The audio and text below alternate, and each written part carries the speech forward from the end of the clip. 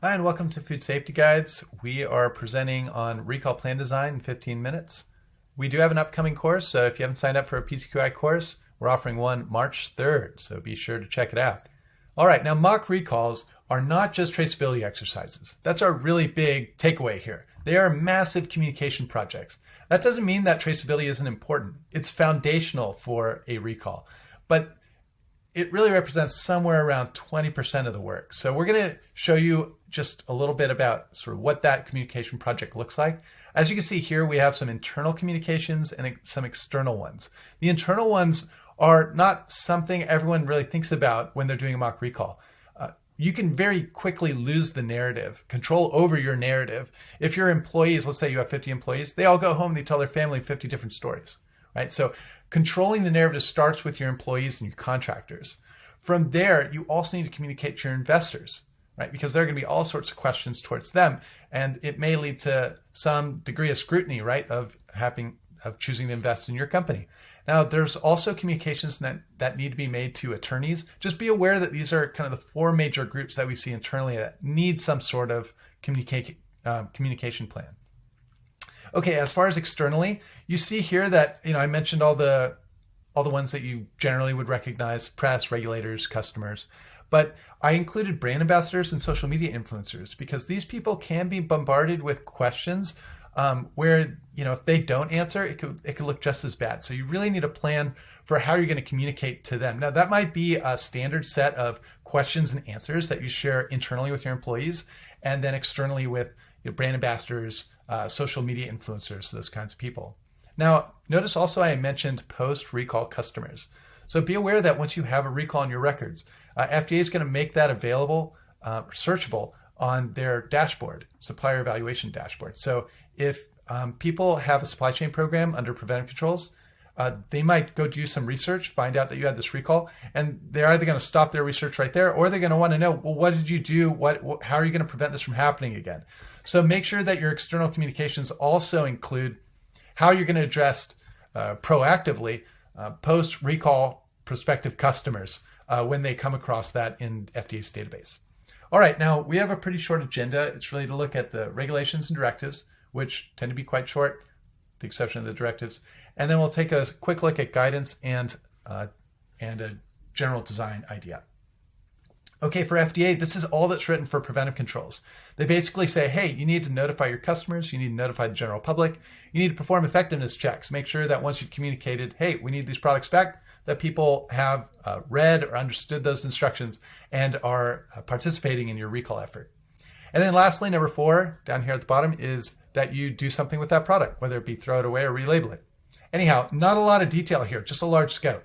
So what you're going to want to do is go jump over to 21 CFR 7. This is where we see a lot of the regulation address specifically FDA and what kind of activities they're involved in. But it's still really good to read because they do, as you can see at the bottom there, 759, they do provide general industry guidance. But it is very helpful to know what it is FDA is asking for. You're going to see this subpart C sync with the guidance that FDA makes available to industry. And here it is. As you can see, it's 17 pages long. It's quite lengthy. It's not just about traceability.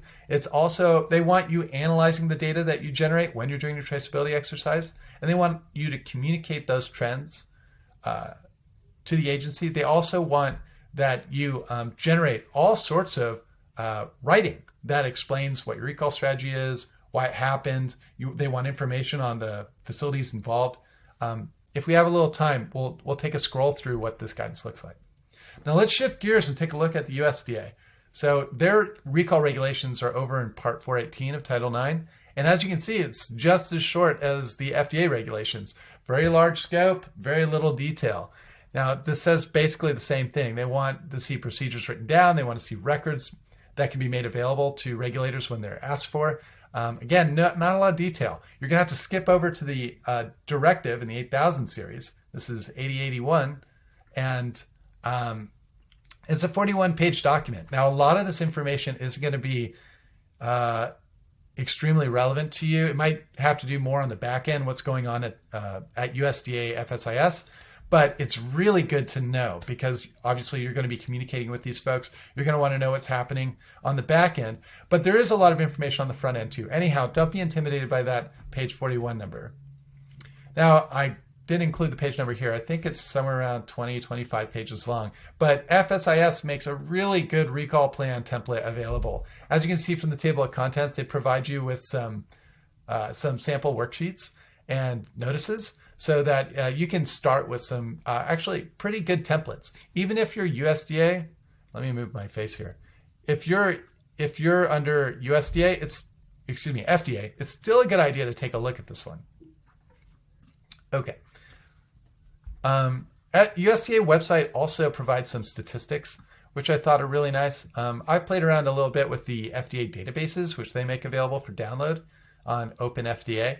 But here you can see extraneous materials responsible for a huge number of recalls. And you can see a disproportionate number of those recalls are in poultry facilities. Anyhow, I really like USDA's website. And if you have any questions about anything at USDA, obviously you could reach out to your local district office. But I really like reaching out to the Small Plant Help Desk. They're incredibly responsive. You could have a same-day answer, and you could even have a conversation too. You can give them a call. Now, if you'd like this recall resource document and you're watching this video, I've sent it out to other participants, but go ahead and reach out to me. I'll just drop it over by email or however I can share it with you. I'll probably post it on LinkedIn as well. This has all the links for things that I've mentioned before. Also, notice at the very bottom, I make a call out to a few companies I like that do recall consulting. Recall consulting is a special thing. So there are lots of food safety experts out there that provide consulting. But when you're in a recall situation, you're having hard conversations with regulators. You want people that do that every day. So these are 3 companies that I personally heard good things about. Anyhow, thought I'd share that. So if you have any questions for me, you can jump on foodsafetyguides.com. There's a select a time to chat button there, and we can just chat for 15 minutes. Tell me about what you're trying to do, where you need help, how I might be able to add value to your project. Now let's go ahead and check out the recall design graphic. We're about halfway through at 7 minutes right now, so I still have a good amount of time. Before we jump on here then, what I'd like to do is go to the guidance. So I'm going to scroll up to the top here. This is the FDA guidance that was just recently updated. So if you go to the FDA recall page, FDA recall guidance, you'll notice that it's grayed out, so you can't get, oh, there's the link. God, I swear it wasn't there yesterday. Anyhow, you can download from here the guidance, and as you can see, it was updated March 2020. And let's scroll down, just take a look at what kind of content they're requesting. So product information. Now you might say that we collect this in a traceability exercise. Well, great. Let's move on because they do want photos. So let's see, codes, recalling firm information. They want the manufacturer's information. They want to identify who's responsible for the violation. And then this is where we get into the writing. They want a reason for the recall. As you can see, they have a lot of questions to be answered. The health hazard evaluation assessment was mentioned in 21 CFR 7. So if you read that, you'll remember what FDA is trying to do on their end. They are asking for information so they can perform that health hazard assessment internally. Next is the volume of recalled product. Now they don't want to just know the data. They also want to see what the patterns are. Anyhow, I could keep scrolling, but if you haven't taken a look at this and how much writing and communication is involved, you should really reconsider what you're doing in your mock recalls, because there is a tremendous amount of work to be done that extends well beyond the traceability exercise. All right, now we have a recall flow checklist. I've shared this on LinkedIn, and I shared it with participants in our most recent webinar. What I'm going to do is going to show you how it works. And if you don't have access to this, just reach out to me and we can talk about it. Or I'll shoot it over to you via email. Now I'm going to start with the legend and the documents. I have an exhaustive list of documents here and number of entities that are represented across the recall plan. So we have the different entities that are broken up into categories. Company department, so this would be internal. Company support, so these may be on contract through contractual agreements. We have supply chain partners. If you have a fulfillment center that you're working with, or maybe a supplier that's involved, or a call center that's going to help you. And lastly, are regulators and press. Now we have an exhaustive list of the documents, as I mentioned, so you'll see those in bold and italics across the document. Okay, in the green box, I've copied over useful definitions. Now I think I went with the FDA definition, not the USDA one, but they're pretty similar. So if you have any questions about the two, just you can refer to the FDA guidance on their homepage that I recently looked at, and check out the food recall plan template that USDA makes available. It also states these definitions in their directive 80.1. Okay, so let's take a look at just one of these 4 steps, because these 4 steps are modeled after those 4 steps we saw in the FDA regulation. The first one is evaluate and identify affected product. So the very first step, before we go into a recall situation, I advise people to do a health hazard evaluation. Try and figure out, well, is this really deserving of a recall, or is this a withdrawal? We'll talk about that maybe in another webinar, differences between those two. But in that conversation, in performing a health hazard evaluation, you probably want to involve the supplier that is associated with this potentially recalled product. We have legal, a consultant who deals with recalls frequently that can maybe talk you off the ledge, and then finally a recall team.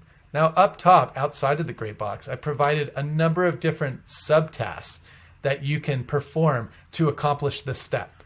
And this is where having everything sort of broken out into one page is actually quite useful, because you can, as a team, sort of comb through it and identify responsibilities, but also further discuss what kind of procedures you want to execute the individual subtasks.